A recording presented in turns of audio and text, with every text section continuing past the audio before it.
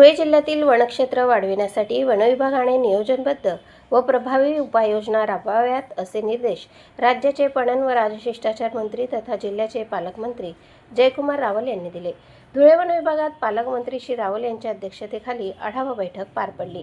यावेळी आमदार अनुभय अग्रवाल, आमदार राघवेंद्र पाटील, मुख्य वनसंरक्षक प्रादेशिक नीनू सोमराज, उपवनसंरक्षक मोहन नाईकवाडे, निवासी उपजिल्हाधिकारी शरद पवार, उपविभागीय अधिकारी रोहन कुवर यांच्यासह वन विभागातील वरिष्ठ अधिकारी उपस्थित होते।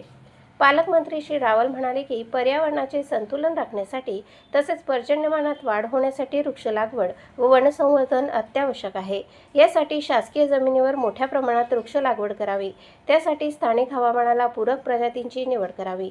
केवळ वृक्ष लागवड न करता त्यांच्या संगोपनासाठी दीर्घकालीन कृती आराखडा तयार करावा। वनसंवर्धनासोबतच वन्यजीव वाढीसाठीही प्रयत्न करावेत।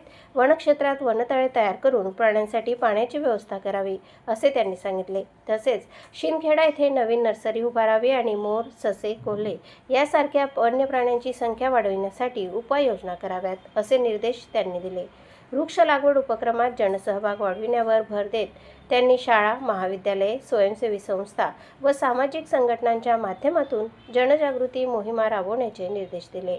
या संस्थांना वृक्ष लागवडीचे पालकत्व देऊन लागवड केलेल्या झाडांचे संगोपन व संरक्षण यावर विशेष भर द्यावा।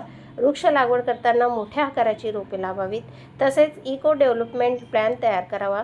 दरम्यान हरित धुळे उपक्रम अधिक प्रभावी करण्यासाठी सर्व संबंधित विभागांनी समन्वयाने कार्य करावे असे त्यांनी सांगितले। प्रतिनिधी गणेश शार्दूलसह स्वराज्य न्यूज, धुळे।